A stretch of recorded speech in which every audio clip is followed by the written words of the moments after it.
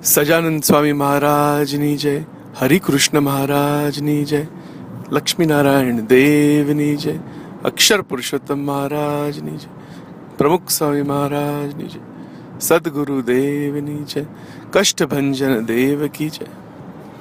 One of the most mysterious and highly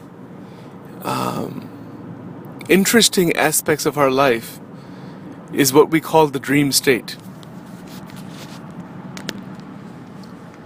The dream state is also called Swapna Avastha. It is a state in which lots of different images and stories appear inside our mind, and our mind creates this world every night, which we call dreams, which we call the state of dreaming. In neuroscience, it is also called REM sleep, rapid eye movement, and there has been considerable amount of research done on this particular topic and on this particular phenomenon.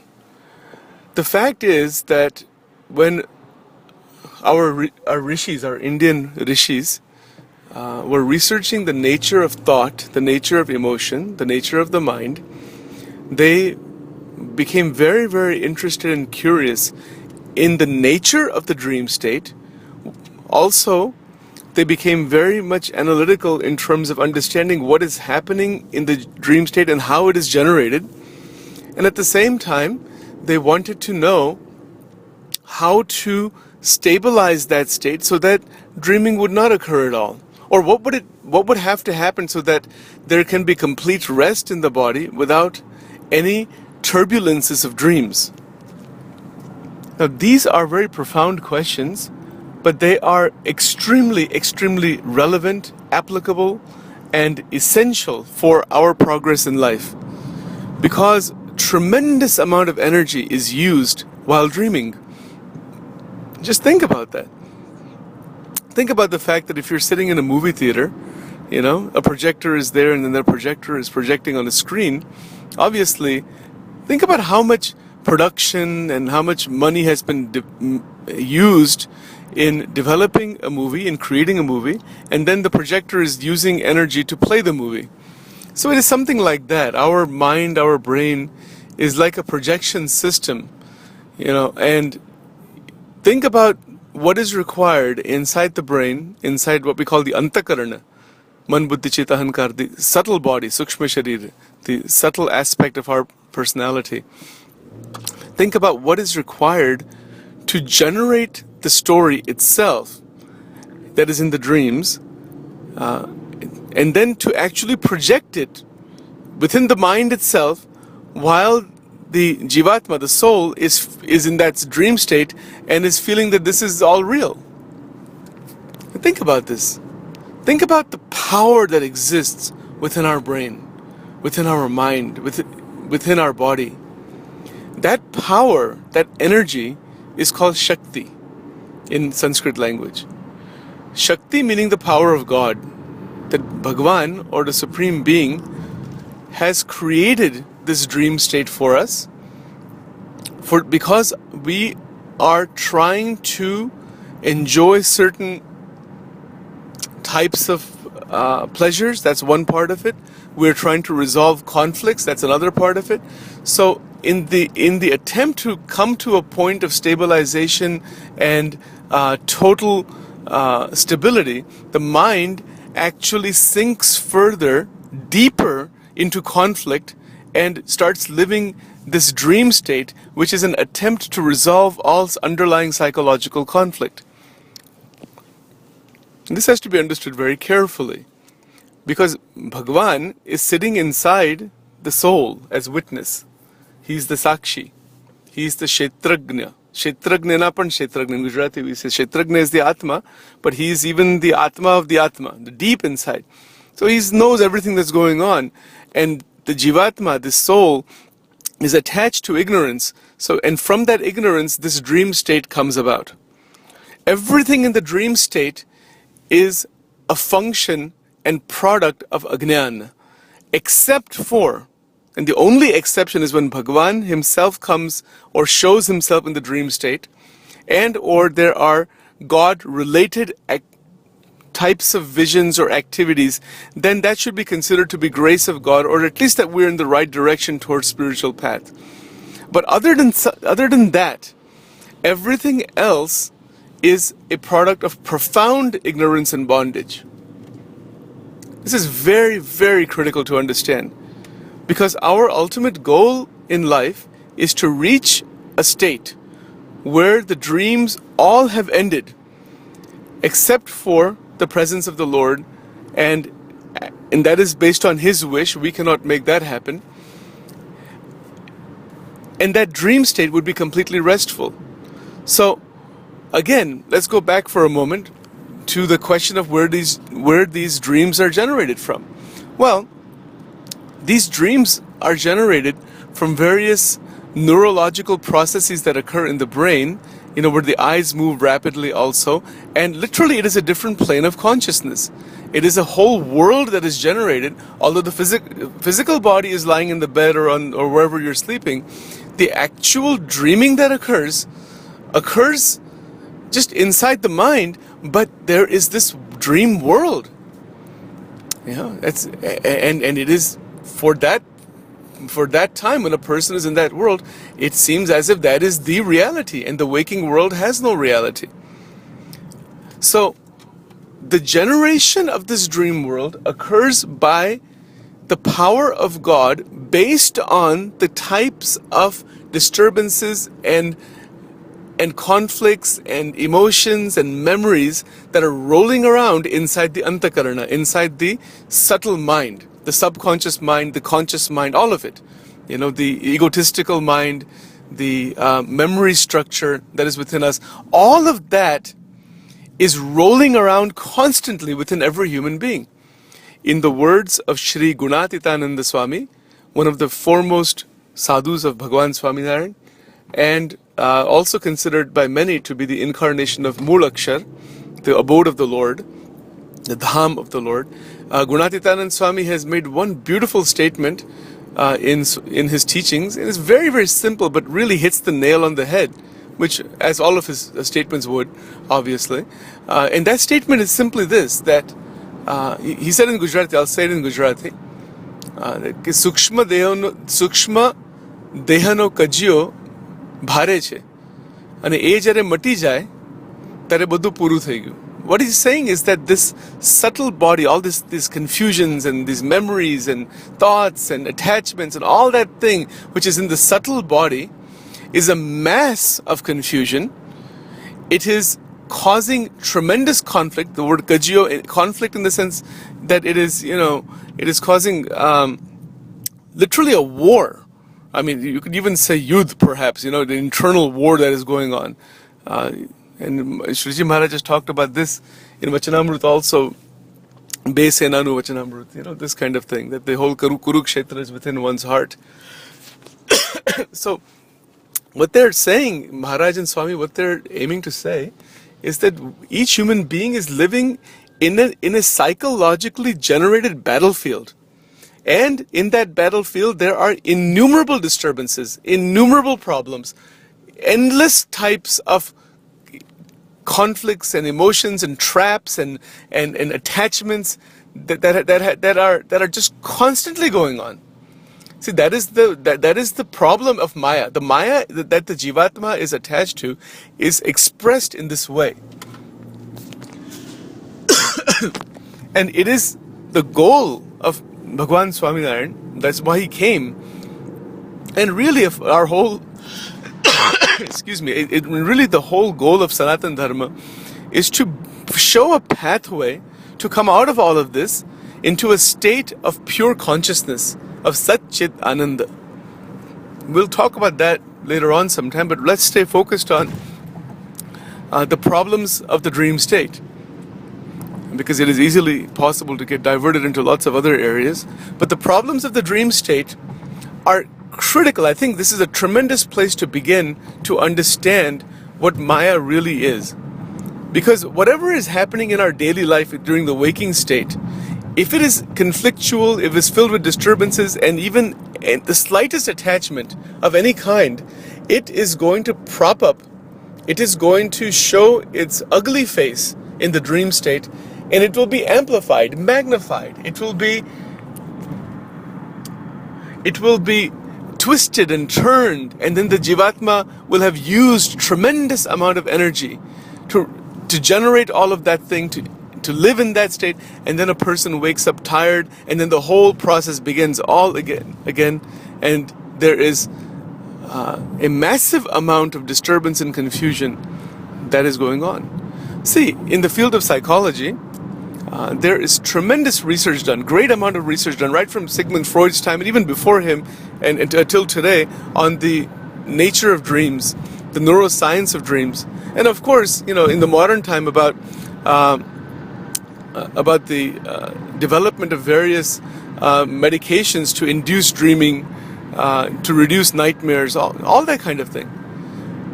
Now, in our Sanatan Dharma, in our Sanatan Sanskriti, our tradition, the various rishis that have come, the various gurus, the enlightened saints and sages, and of course in Swaminarayan Sampradaya, Bhagwan Swaminarayan, up to Pramukh Swami Maharaj, and there's other gurus also in Swaminarayan Sampradaya, who are very, very advanced spiritually, or some of them are are completely enlightened. They have come to a point in their life, or maybe they were born this way, that the entire dream state itself and the confusions and the problems in it doesn't exist for them anymore. Yeah? They have gone outside of that. Now, what does it mean to go outside that is still another question that will require much more careful examination in the future sometime to look at that, because we won't be able to cover that today. But the fact is that these people are living in a state of complete steadiness, purity, clarity, where the brain and the mind are not generating any kind of a personal disturbance of any sort. We should just keep that in mind, that there is such a thing possible. It's not impossible, it's there.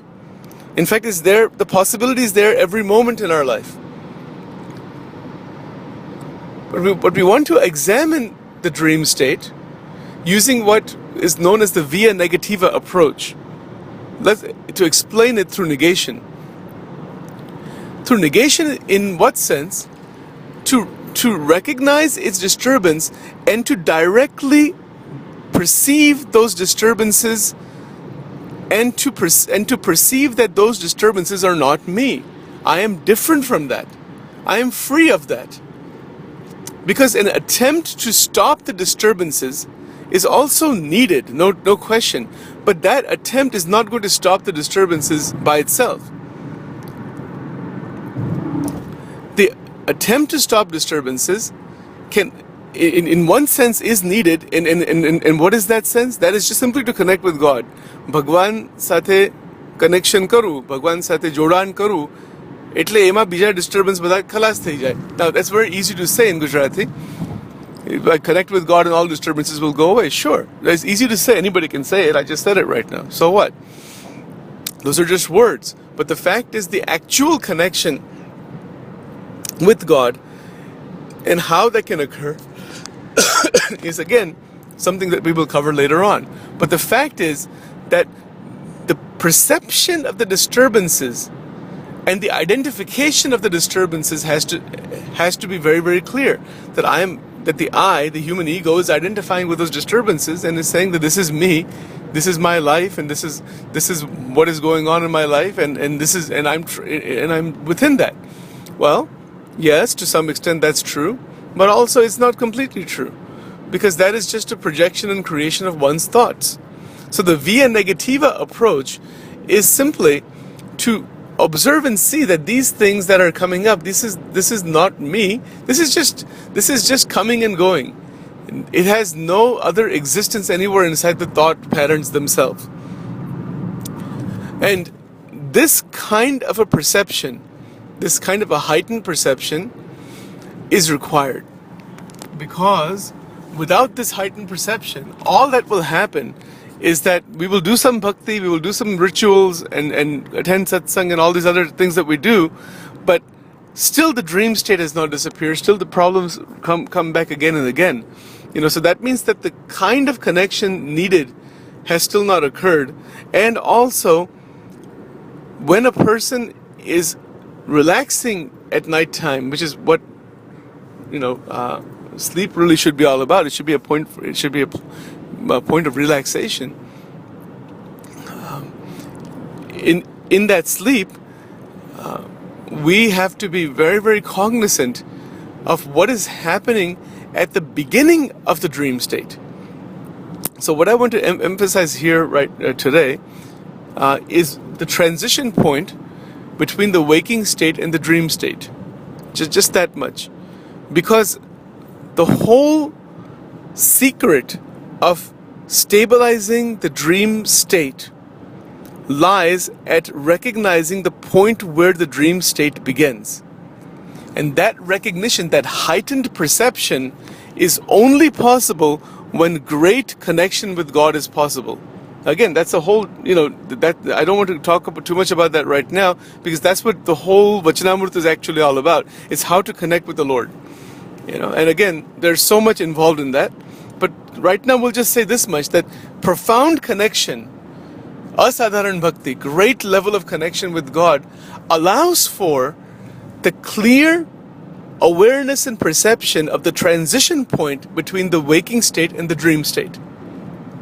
That transition point, once it is recognized, then one is then able to avoid the dream state completely and literally remain awake without feeling tired, without the mind generating the dreams, and is able to rest completely, and the amount of rest time would relatively be less, maybe 5 hours or maybe 6 hours, depends on the person.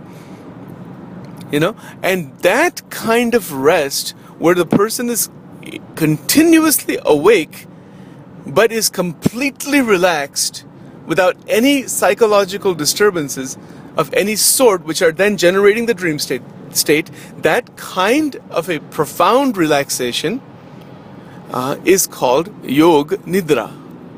It is the Nidra meaning sleep, Yog meaning connection with the Lord, connection with the Atma. It is a profound connection where in that connection there is great awareness and steadiness and sublimity and sublime feeling and absolute steadiness of thoughts and breath and of the body and emotions and all of that.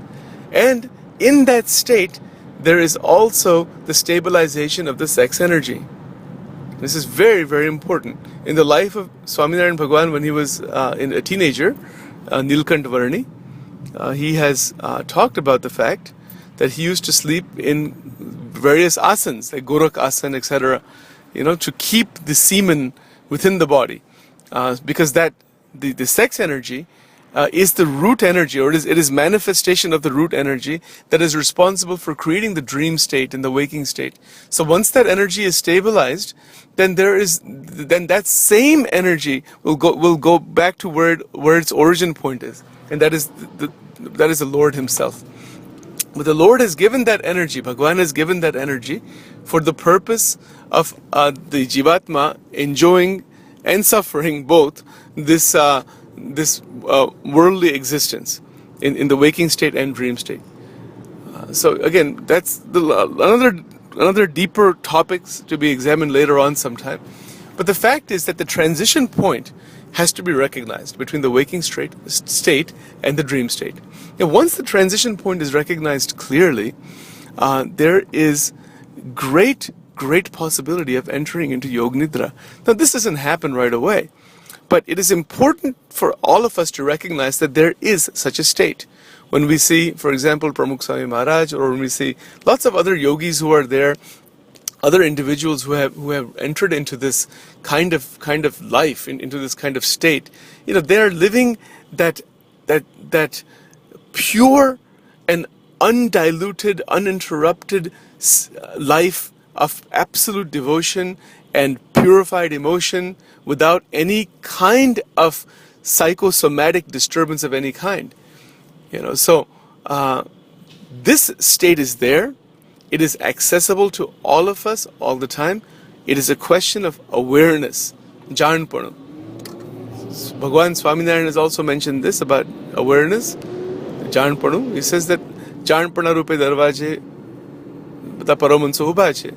That means to remain in the state of awareness, at the door of awareness. And that's where Akshardham exists. He says that Akshardham, the abode of the Lord, is at the door of awareness, of what is happening within the waking state and the dream state. And when energy is not torn apart anymore, is not fragmented anymore, is not split anymore by negativity, by raga and dvesha, by dislike for others or great attachment for others, none of that exists.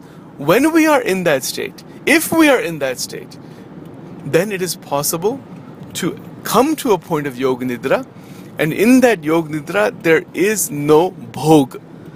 Bhog meaning this experience of pleasure of the senses that is even in the dream state, which uses tremendous amount of neuropsychological energy. So that energy, once it is conserved this way, and there is a great realization of the importance of conservation of this great neuropsychological power and energy that is within all of us, then it is possible to use that energy just for the purpose of pleasing the Lord, for the purpose of serving people, for the purpose of doing good things in society, not harming anyone, of course. And with that kind of a life, one becomes an instrument of the peace of the Lord, because Bhagavan is Param Shanti. So one, the devotee, the bhakta, the sadhak, he becomes an instrument of the Lord. So even in Christianity, there is the teaching of Saint Francis of Assisi, the prayer of Saint Francis of Assisi. So beautiful. Oh Lord, make me an instrument of thy peace. He's praying to God that we should become an instrument of his great peace, of his understanding, that we should become an instrument to function in this world. So we function. So then when a person comes out of that Yog-Nidra, or out of that steadiness, gets up in the morning and is just filled with energy, is filled with infinite energy to do great works in the world, but at the same time be totally unattached, because that person lives within this world without any kind of obstruction, attachment, or any other turbulence of any sort. So these are just some thoughts, initial thoughts on this topic. This is a very profound subject. Right now we have just covered the transition point between the waking state, dream state. To be aware of that transition point is very, very important. To pray to the Lord to keep us in that awareness, so that the dream state does not overtake our life and disturb our life so much. That is a spiritual level. Otherwise, dreams are obviously they're necessary. Otherwise, a person would not be able to function normally. But that is necessary because there's so much turbulence and conflict. The mind has to come to a natural point where the dreams naturally end, not artificially. And that will happen. That will definitely happen for all of us who are interested in such a thing, and who are interested in connecting directly with God, through the grace of the enlightened saints and sages, because they're living in that state. So by having connection with them, we can also enter into that, because they show us the way. It is a profound journey. It is an inward journey that can be taken, and it is worth taking. It is the journey to take. But it is not easy to understand, of course, the importance of even that journey. But that is the purpose of this recording here, just to open up the topic a little bit. Just superficially, we've opened it up right now. And in the future, we will get into it much more depth. Let us pray to the Supreme Lord, who is the cause of all causes, Sarva Karana Karanam, that He bless us all to move forward in spirituality and in our daily life without any kind of negative emotion, any kind of harmful desires, and without any kind of degrading thoughts that may be overtaking us. So with that prayer, in the feet of the Lord, Bhagavan Swaminarayan, and all the Paramansas, Gunatitanand Swami, Gopalan Swami, and all the great sages who are enlightened today, like Pramukh Swami Maharaj and others, we pray to them, which is really praying to God within us, that we can remain in that state of clear vision and steadiness. Sajanand Swami Maharaj ki jai.